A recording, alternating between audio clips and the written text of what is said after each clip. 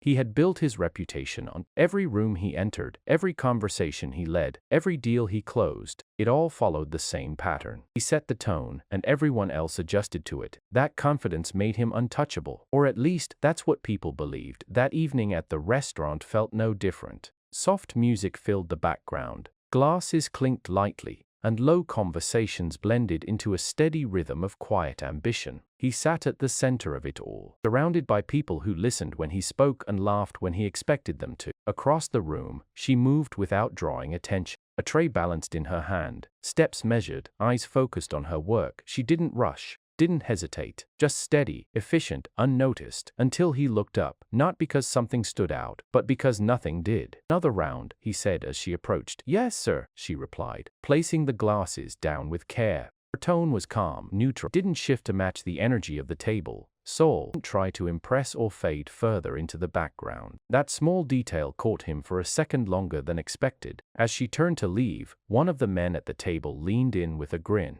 "You ever think about what it's like for them?" he said, nodding. "Schwantibs de van fording form pour verramd," he said, nodding slightly in her direction. He followed the glance, then smirked faintly. "Not really. Must be a different world," another added. He leaned back in his chair, the idea forming faster than he thought. "Let's make it interesting," he said. When she returned with the drinks, he didn't wait.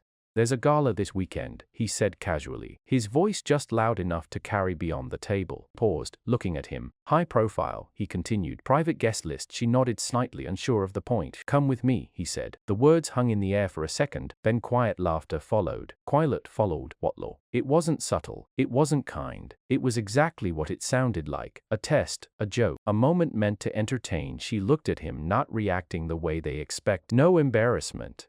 No immediate refusal, just a brief pause. "Why me?" she asked. The question caught a few people off guard. He smiled, but it wasn't a real answer. "Why not?" Another ripple of amusement spread across the table. All eyes were on her now, waiting, judging, expecting her to step back, to laugh it off, to disappear back into the role they had already decided for her. But she didn't. Instead, she held his gaze for a second longer than necessary, as if measuring something beyond the surface of the moment.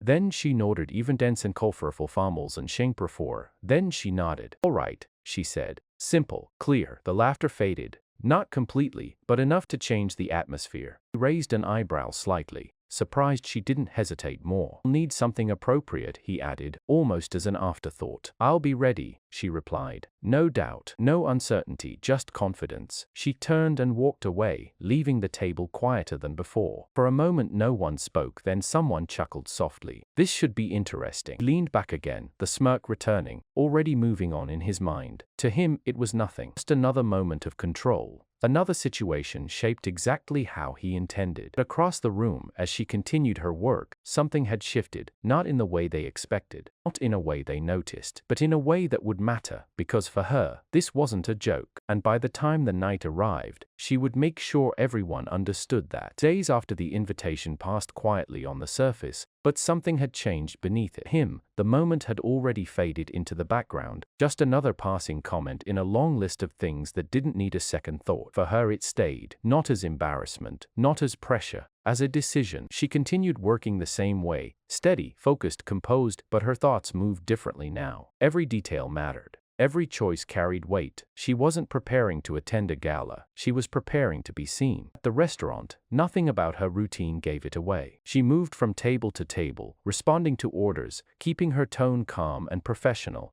No one noticed anything unusual until one of the staff leaned closer during a quiet moment. "You're really going?" he asked, his voice low. She didn't look up immediately. "Yes," he hesitated. "You know they weren't serious, right?" She placed a glass down gently. "I was." The answer ended the conversation. Because it wasn't about what they meant. It was about what she chose to do with it. That night, after her shift ended, she didn't go straight home. She stepped into a different part of the city, one that, didn't know her as someone who blended into the background. Shops with bright windows, displays filled with elegance, fabric that caught the light in ways she hadn't allowed herself to imagine before. She didn't rush inside. She stood there for a moment, looking, not at the price tags, not at the labels, but at the possibility. Then she walked in. The shift in attention was immediate. Eyes moved toward her, measuring, uncertain, trying to place her where they thought she belonged. She didn't react. "I'm looking for something for an event," she said calmly. The assistant hesitated, then nodded. guiding her through options that didn't quite match what she had in mind. Because she wasn't looking for something safe. She was looking for something undeniable. Time passed. Pieces were brought out, evaluated, dismissed because they weren't beautiful, but because they didn't say what she needed them to say, until one did. The dress was different. It wasn't loud. It didn't demand attention in an obvious way. It held it. The kind of design that didn't need explanation. The kind that shifted a room without trying. She stepped closer, her fingers brushing lightly against the fabric. This one, she said. The assistant paused. Are you sure? She met her eyes briefly. But bringworst is a soul painties, wall ro putchers patumperus perlup. She met her eyes briefly. Yes. There was no hesitation in her voice. Because in that moment, she wasn't thinking about where she came from.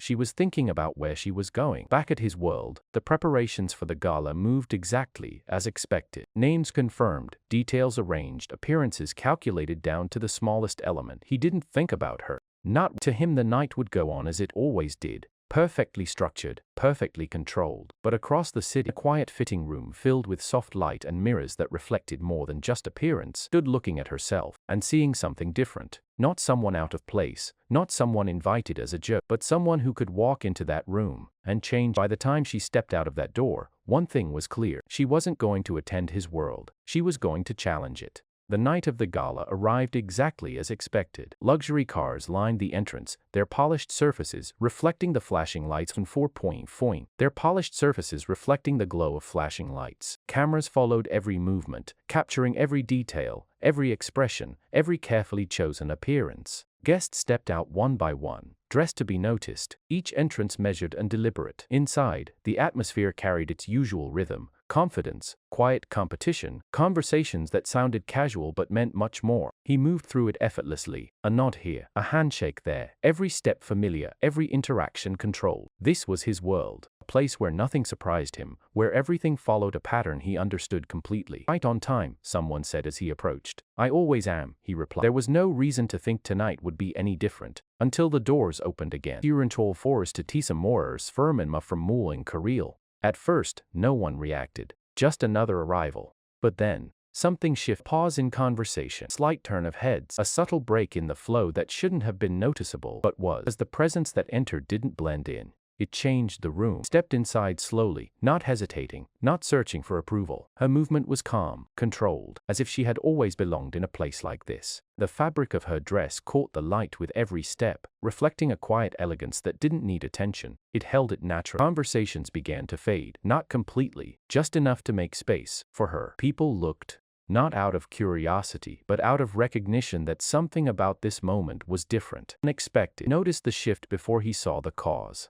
A break in rhythm always stood out to him. He turned slightly, his eyes following the direction of the room's attention, and then he saw her. For a second, his expression didn't change, not because nothing registered, but because everything did. The same woman who had stood at his table days ago, unnoticed, unimportant in his world, now stood in front of him looking like she had walked out of a story no one else was part of. There was no trace of hesitation in her posture, no uncertainty in her gaze, just presence, real, undeniable. Someone near him leaned closer. Do you know her? They asked quietly. He didn't answer, because he did, and at the same time he didn't. She continued walking not toward him directly, not toward anyone in particular, just forward, allowing the space to adjust around her instead of forcing herself into it. That alone was enough to hold her. By the time she reached the center of the room, the energy had completely shifted. Not loudly, not dramatically, but in a way that couldn't be ignored. He stepped forward slowly, his usual confidence still there, but now mixed with something unfamiliar. Awareness. You came, he said when she stopped in front of him. Her expression remained calm. You invited me. The words were simple, but they carried weight. For the first time, he didn't have an immediate response, because the moment he thought he controlled had taken a direction he never planned. And standing there facing her now, one thing became clear. This wasn't the same situation anymore. This wasn't a joke, and whatever happened next wouldn't follow the rules he was used to. For a moment, neither of them spoke. The noise of the room faded into the background, not because it had stopped, but because it no longer mattered. All attention had narrowed into this single moment, this unexpected shift neither of them could ignore. He looked at her differently now, not as someone he had called over casually, not as someone standing at the edge of his world, but as someone standing directly in it. Without hesitation. Look, he started then stopped. The words didn't come as easily as they usually did. Like I belong here? She finished for him. Her tone wasn't sharp. It wasn't defensive. It was certain. He let out a small breath, something close to a quiet acknowledgement. You do. That admission carried more weight than anything he had said before. Around them, conversations had slowly picked back up, but the energy hadn't returned to what it was. People were still watching, still trying to understand what they were seeing. Because this wasn't just about appearance. It's about presence. T num forb and trendre molteen. It what presence? It was about presence. How? He asked finally. How did you show up? She said. He nodded. She glanced around briefly, taking in the room, the polished floors, the carefully managed elegance, people who once would have looked straight through her. I didn't come here to fit in, she said. I came here to be screen. The answer settled between them. Harlem. It wasn't about the dress. It wasn't about the attention. It was about something deeper. He studied her for a moment longer, then gave a slight nod, as if accepting something he hadn't expected to learn. Misjudged you, he said. There was no hesitation in the admission, no attempt to soften it. Just truth. She didn't react immediately. Instead, she let the words sit there, giving them the space they deserved. She said simply, no anger, no satisfaction, just agreement. The first time that night, he almost smiled, but not in the way he had earlier in the week. This wasn't amusement, it was respect. You turned the situation around, he said. Most people wouldn't have done that. She met his gaze. Most people don't get the chance. The sentence was quiet, but it carried more than just the moment. It carried everything behind it. He looked around the room again, seeing it differently now, not as a place he controlled, but as a space that had just been challenged in a way he hadn't expected.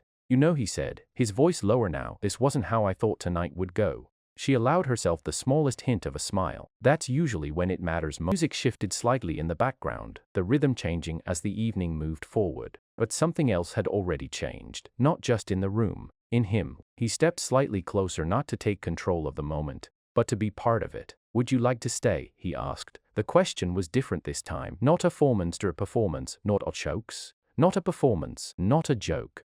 A choice. She looked at him for a second, then around the room once more. This time no one was dismissing her. They were watching, listening, recognizing. She turned back to him. I already decided to, she said. And just like that, the moment settled into something new. Because the woman he invited to entertain a room had just redefined it, and from that point on, nothing about the night, or how he saw people, would ever be the same. Night didn't return to what it was. Even as music continued and conversations picked back up, there was a subtle shift that couldn't be undone. People still talked, still laughed, still moved through the space, but their attention drifted back to her again and again. Not out of curiosity anymore, out of recognition. He noticed it too. First time in a long while, he wasn't the center of the room, and strangely, he didn't try to take it back. Instead, he watched how naturally she carried the attention. Effortlessly she stood in a space that had once been closed to her. You've done this before, he said quietly as they moved slightly away from the crowd. She shook her head. No, it doesn't look like it, he replied. She glanced around, her expression thoughtful rather than impressed.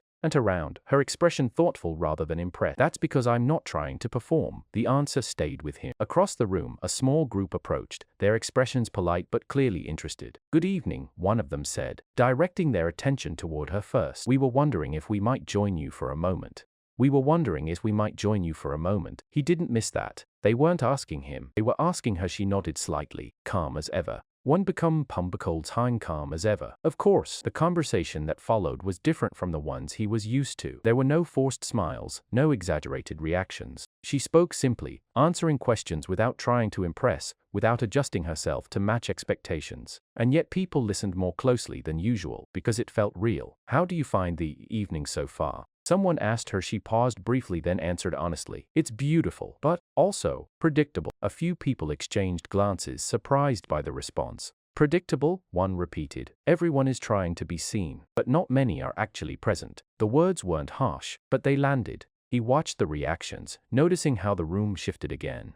Not away from her, but toward what she was saying. You're different, another guest said. She gave a small, almost thoughtful smile. No, she replied. Just didn't come here to prove anything. Silence followed, not uncomfortable, just reflective. He found himself looking at the room through her perspective now. The patterns, the repetition, the way people moved with intention but not always with meaning, was something he had never questioned before. You changed the energy in here, he said once they were alone again. She looked at him. I didn't change it, she said. I just didn't follow it. That difference mattered. Tree wish tweeter's shirt wall because suddenly, the structure he had always relied on didn't feel as solid as it once did. Does it bother you? She asked, noticing his expression. He thought about it for a moment, then shook his head slightly. No. And for the first time, that answer was true, because instead of feeling challenged in a way he needed to fix, he felt something else: interested, curious. As the night moved forward, something became clear, not just to him, but to everyone who had witnessed the shift. She hadn't just entered the room, she had redefined it. And in doing so, she had quietly changed the one person who believed nothing could. The night began to slow. Its impact didn't. Guests started to leave in small groups, conversations softening, the energy settling into something quieter. But the shift she brought into the room didn't fade with the music. It stayed, in the way people spoke, in the way they looked at each other, in the subtle awareness that something real had happened. He stood near the entrance for a moment, watching as people passed by, offering final greetings, measured smiles, controlled impressions. It all felt familiar, but not the same, because now he saw it: the patterns, the effort, the distance between appearance and truth. And then he saw her again. She wasn't at the center anymore, not surrounded, not being questioned, not drawing attention. She stood slightly to the side, calm, composed, as if she had never needed the spotlight in the first place. That was what made it different. She hadn't chased the moment. She defined it. She had defined it, and then let it go. He walked toward her slowly, not with his usual confidence, but with something more grounded. "You're leaving?" he asked. Nodded once. Yes. No hesitation, no lingering, as if she had already taken everything she needed from the night. He studied her for a second. "Most people would stay longer. Most people came for something," she replied. "I didn't." The answer was simple, but it explained everything. For a moment, neither of them spoke. The silence wasn't empty, it was complete. "You changed how I see things," he said finally. Words came without calculation, without performance. She looked at him, not surprised, not impressed, just listening. Wasn't my goal, she said. "I know," he replied. "That's why it matters." He paused, then added, "I thought I understood people. I thought I knew how things worked." "And now?" she asked. He let out a small breath. "Now I think I only understood what I was used to." The honesty in his voice was quiet, but real. She nodded slightly, as if acknowledging something important, not just about him, but about the moment itself. "People are always a phone," she said. "Sometimes what were for jumping. People aren't always what they show," she said. "Sometimes they're more." The word stayed with him. He had seen it, not in theory, in reality, right in front of him. The person he had dismissed without thought had walked into his world and revealed something he had missed for years. Not loudly, not aggressively, just clearly. "Will I see you again?" he asked. The question wasn't part of a plan. It wasn't a move, it was genuine. She considered it for a second, then gave a small, calm answer. "That depends," she said. "On what?" "On whether you're still paying attention." He almost smiled, not because it was clever, because it was true. She turned to leave, her step steady, her presence unchanged from the moment she arrived. No chase, no rush, no need to look back. He watched her go, not with the mindset of someone losing control, awareness of someone who had just gained something far more valuable: perspective. And as the doors closed behind her, one thought remained clear in his mind. The joke he started had become the lesson he needed, and that lesson was something he wouldn't forget.